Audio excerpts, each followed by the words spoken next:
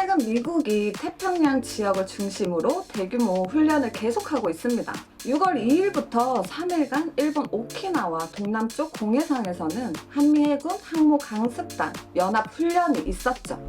한국과 미국이 원자력 추진, 항공모함까지 동원해서 해상훈련을 한 것은 4년 7개월 만인데요.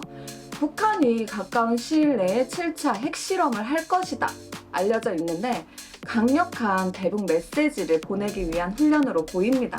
이번 훈련에서 미국은 원자력 항모인 로널드 레이건함과 우리나라에선 대형 수송함인 마라도함, 세종대왕함, 문무대왕함이 참가했는데요. 이 훈련을 오키나와 근처의 공해까지 가서 한 건 우리 함정들이 29일부터 8월 4일까지 하와이 근처에서 열리는 세계 최대 해상 훈련인 림팩에 참가하러 길을 나섰기 때문이죠. 우리나라는 올해 림팩에 1990년 첫 참가 이래 가장 많은 전력을 보냈는데요. 마라도함, 세종대왕함, 문무대왕함, 잠수함인 신돌석함, 해병대 상륙군 1개 중대, 특수전 전단 4개 팀이 이 훈련에 참가하고 있습니다. 미군 역시 그냥 훈련장으로 향하고 있진 않습니다. 지난 6일부터 미군의 태평양 역내 최대 규모 합동 군사훈련, 용감한 방패훈련을 예년보다 석 달이나 앞당겨서 시행하고 있는 중입니다. 이번 용감한 방패훈련은 핵항모인 로널드 레이건, 에이브럼 링컨, 그리고 항모급 강습 상륙함인 트리폴리 등 함선 15척, 군용항공기 200여 대와 육해 공군과 해병대 우주군 등 병력 약 1만 3천 명이 참가했습니다. 특히 항공기는 FA-18 같은 함재기뿐만이 아니라 B-1B 전략 폭격기나 F-22 스틸기까지 동원하고 있습니다. 이렇게 미국과 여러 동맹국들은 6월부터 8월까지 계속해서 태평양에서 무력 시위를 하고 있는 중인데요. 이보다 앞서 실시된 한미해군 훈련도 중요하고 29일부터 시작될 림팩 역시 의미가 깊은 훈련이지만 여기서 우리가 주목해야 할 건 역시 이 용감한 방패 훈련입니다. 이 훈련은 미 해군뿐만 아니라 육군과 공군까지 다 포함해서 태평양 지역에서 어떤 사태가 발생했을 때 미군이 이에 어떻게 대응하는가를 보여주는 훈련이기 때문이죠. 이제까지는 림팩 훈련이 끝난 9월에 이 훈련을 실시했는데 북한의 핵실험 징후가 포착되면서 훈련 시기를 앞당겼다고 하죠. 이 작전을 주관하고 있는 인도태평양 사령부도 이번 훈련은 미군의 영내 및 글로벌 전력투사 능력 개발을 지원하기 위한 것이며 합동성 훈련은 미국과 전세계 동맹, 우방국의 이익을 수호할 수 있는 모든 선택지를 제공한다고 밝히고 있습니다. 이번 훈련의 타켓은 명백하다. 바로 북한과 중국이죠.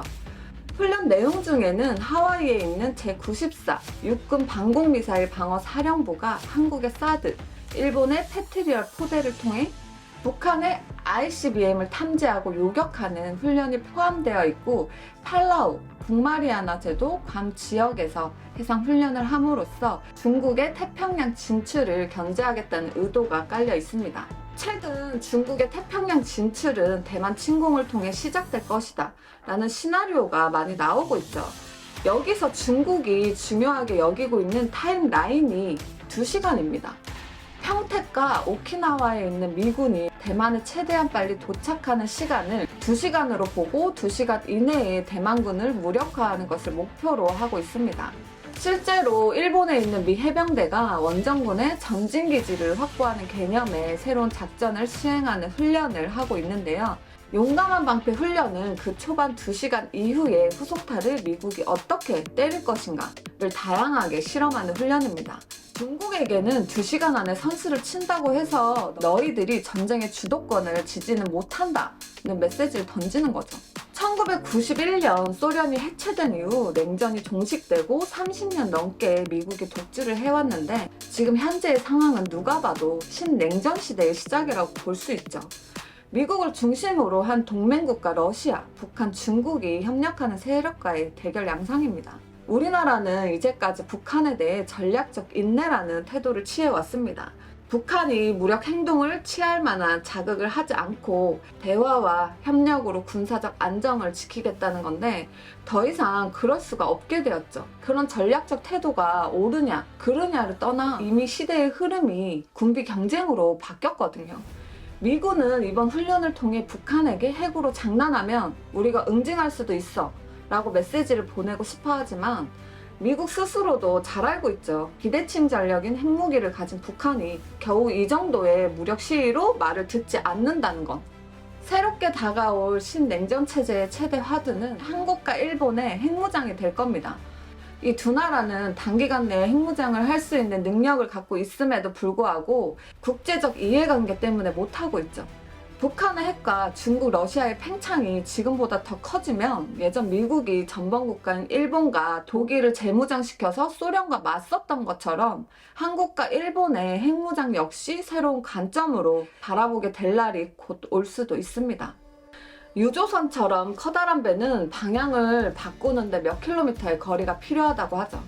시대라는 것도 그렇습니다. 냉전 시대는 종식될 때까지 40년의 시간이 필요했고 미국 중심의 세계 질서는 30년 만에 흔들리고 있죠. 이번에 새롭게 시작될 신냉전은 그 흐름이 바뀌는데 30년에서 40년의 시간은 걸릴 거예요. 누구나 전쟁을 반대하고 평화를 사랑하죠. 하지만 그런 이상적인 구호가 더 이상 우리의 안보를 지켜주지는 못하는 시대를 우리는 살고 있습니다. 6월부터 8월까지 태평양을 떠들썩하게 할 미국과 동맹국들의 훈련은 지금의 이런 상황을 그 어느 때보다 잘 보여주고 있는 것 같습니다. 오늘도 여기까지 미국의 용감한 방패 훈련과 아시아 태평양 지역의 상황에 대해 한번 살펴보았어요.